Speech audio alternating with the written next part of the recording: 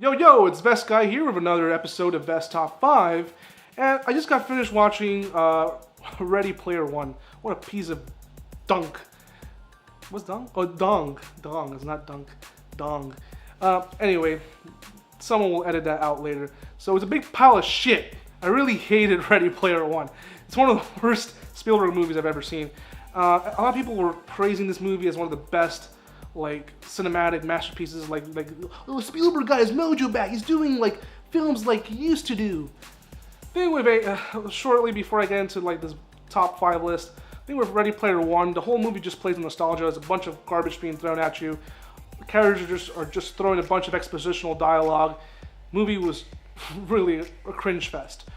But once upon a time, this guy made some of the classic films. One of them being Jurassic Park. You know, there's a great list of movies that he's done. And Jurassic Park is number 5. In Jurassic Park, scary in the dark, afraid I'll be eaten. Yeah. So, yes, life finds a way. Yes. Must run faster, yes. Jurassic Park, which is adapted from the Michael Crichton book, is very different. The Michael Crichton book is actually pretty good. I like it. I remember reading it several times in elementary and middle school. The thing with Michael Crichton, when you read his books, they're very technical. You get a lot of graphs, and a lot of the characters he writes tend to be a bit of assholes. Like when you watch Jurassic Park, it's more family friendly. When you read Ian Malcolm's character or Alan Grant's character, they're just straight up assholes. And Gennaro, which is the lawyer in the Jurassic Park film, has a bigger character role, and they're very different.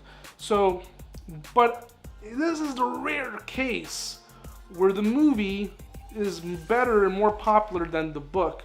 Not to detract from the book being bad, because it's actually very good, but the movie was so popular that Spielberg got Michael Crichton to do a novel sequel to Jurassic Park being The Lost World. So Michael Crichton never wanted to write The Lost World. It was something that Spielberg wanted him to write to see if it would become a bestseller so he can make a sequel to Jurassic Park, which he also adapted the screenplay by David Koepp.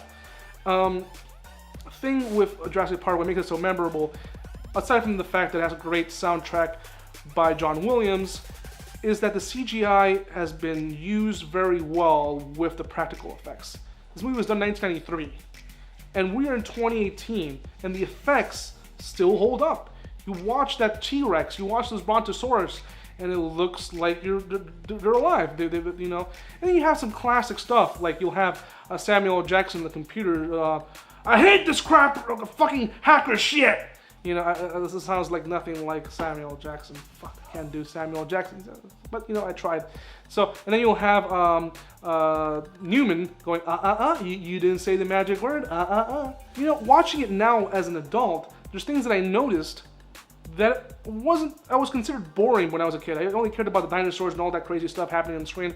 But then when you watch it now as an adult, you have scenes where Ian Malcolm and Alan Grant and Hammond are just talking about the politics and the whole thing about bringing dinosaurs back to life. And, you know, is it morally right to do that? Should you play God? And the first Jurassic Park did it so well. Lost World, it's not amazing. It's actually pretty dumb with bringing the dinosaurs into San Diego. But, you know, say what you will about The Lost World, but you watch Jurassic Park 3 and then Jurassic World, and now the trailer for Jurassic World Fallen Kingdom, that looks like straight up dog shit. I'm sorry. It looks like they borrowed the story from The Lost World again. So I think Jurassic Park, the first one, is such a great movie. When people tell you Steven Spielberg, they usually think Jurassic Park. You know, it's like, oh, the guy who made the dinosaur movie, you know? So they're never going to say, oh, he's the guy who made Ready Player One, right? No one says that. Fuck Ready Player One. Number 4 is an iconic movie. I love this movie. It's very, very fun. Children and adults enjoy it too. And that movie is E.T., the extraterrestrial. Do you know that, Elliot, the first letter is E and the last name is T? So it's E.T. the Extraterrestrial is a classic movie about a kid who meets an alien and befriends him. And, the effects hold up so well. They made a 2002 version where they added CGI on it. Ignore that one. Even Spielberg himself has given apologies for releasing that turd, re-release, remaster, where he butchered the movie. But the 1982 classic has the best score by John Williams, which is the rare case where the editing was fixed to fit the score of John Williams. Typically, it's the guy who's scoring that has to fit his music into the movie. No, they have to fit the movie into the music that John Williams made because it was so great. When you watch the ending, it's mostly the music and, of course, the editing and everything around that makes it so impactful. So I love this movie. I mean, this was actually one of the highest grossing films in 1982. It was actually in theaters until like mid-80s. So back then, it took a lot longer for VHS tapes to make it into the market.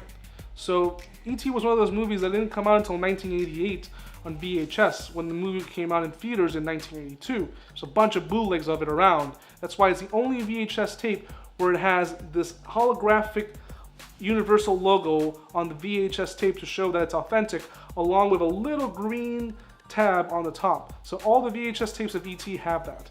So definitely buy it on Blu-ray because that's the only version that you will find that has the original theatrical cut. On DVD, they released it on a 2002 limited version that had added scenes and they turned ET CGI. I don't like that version. I prefer the theatrical movie because, I mean, there's even a scene where they remove the guns and replace them with walkie-talkies. That was dumb. And this was after 9/11, so I guess it made sense at the time, but it just does not work. Number 3 is Saving Private Ryan. I'm not a big fan of war movies.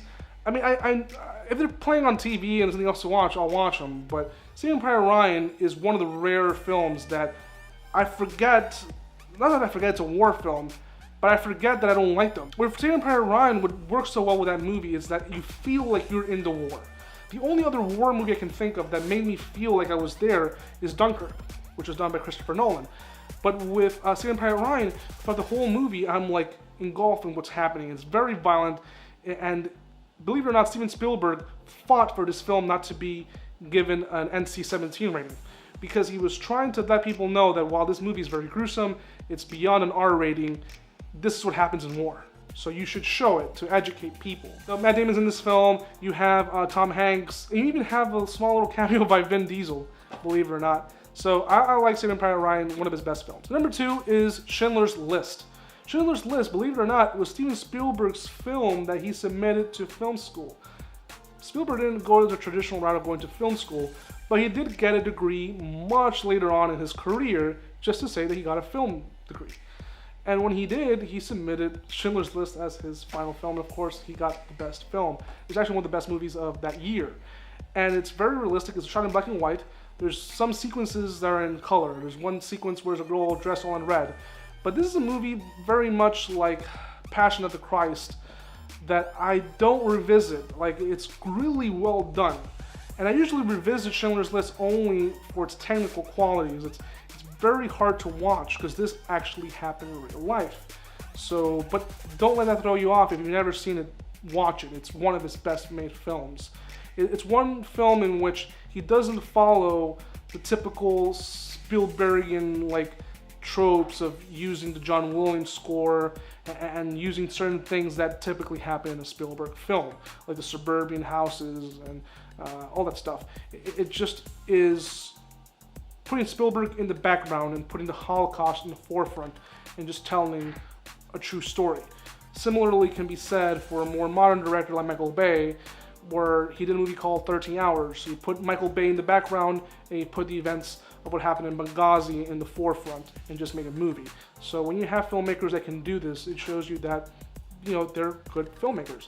Number 1, we have the movie that became the first blockbuster. Literally, when the people mention blockbusters, this is the one that started it all. Jaws. Jaws is still, to this day, the best shark movie ever made. The only one I can think of that's kind of close is probably Deep Blue Sea. Funny thing with Spielberg, when he made this movie, he couldn't get the shark to work.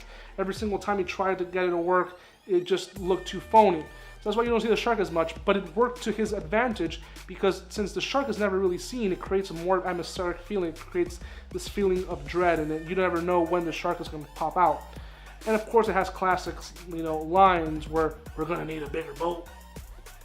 Or you have the last line where it goes, "Smile, you son of a bitch." The movie it's rated PG, but it's very violent. I don't know how this did not get an R rating. Not a PG-13 rating because PG-13 did not exist at the time. So I'm wondering how this happened. But this movie was so popular that it spawned a whole bunch of imitators. One of them being Orca the Killer Whale.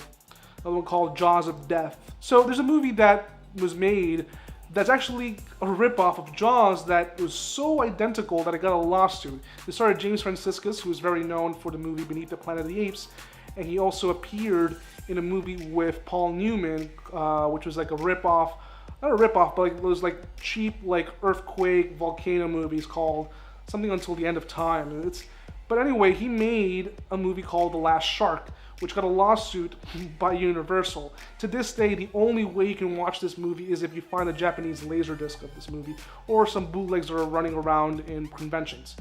The movie's so identical. I've watched it. It's pretty entertaining, but it's a lifeguard trying to convince a town that this shark is going to eat people. It's so identical. Jaws, what it does so well is not just the way it tells a story, it's the way it manages to scare people about even going into the water to this day. Like, for many people always say, I didn't go into the water because of Jaws. So for all those reasons, Jaws is considered the best shark movie, and it's considered his best film, period. It has such great memorable scenes. It has good use of the vertigo effect, where Chief Brody, played by Roy Scheider, he's sitting in the water and you have this great little vertigo effect. Check it out. I definitely recommend it. There's movies been released on Blu-ray recently in a great digipack. Check it out. It got a sequel that I think it's underrated. It's not as good at all as the original. It's pretty much the same movie as the first one, but it's more of like a slasher in the water. And there's Jaws 2, and believe it or not, the director of Jaws 2 and Roy Scheider did not get along at all. They actually had a separate director, so there's certain scenes that were reshot, and when you watch Jaws 2, you kind of notice that. But Jaws 1 was entirely directed by Steven Spielberg, and it's a classic film you should check out. So those are the top 5 films directed by Steven Spielberg. Ignore Ready Player One. I really did not like that movie. But make sure to let me know on the comment section which movie from Spielberg I did not mention that you really like. Click the like button, subscribe, and hit that little bell button to get all the notifications on the wonderful stuff from Dropping Loads. There's a lot of great people here. There's Wake Up, which is with Dorky. There's the great reviews by ODG. Really fun stuff. And of course, there's always me, Best Guy. And until next time.